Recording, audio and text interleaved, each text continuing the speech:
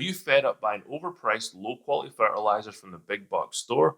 Well, good news, there are better products out there. And this is a product that I've decided to go with. It's the starter fertilizer mix from Yard Mastery. It's 12-12-12, so it's a really well-balanced product. I've seen some great reviews of this. I've had mixed results with products that I bought previously, so I threw them by the wayside. They were actually going to work out more expensive than this, and I can't believe that. Some of those products that you think you're saving money on, they're actually more expensive. You have to put more down.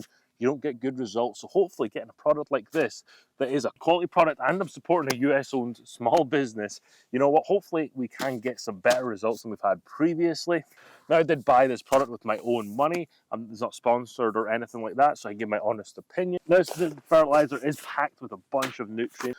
Something that I'm really excited about is this 3% iron here. This should give the lawn a nice dark green pop of color. Yard Mastery have made it really simple to move away from the big box stores because they list common spreader settings on the bag, which makes it really easy to use your current spreader. Making sure my spreader works here because I've had a couple of problems with that, and I've actually upgraded to a better spreader, the Echo RB60. If you want to find out more information on that, I'll leave a video linked at the end.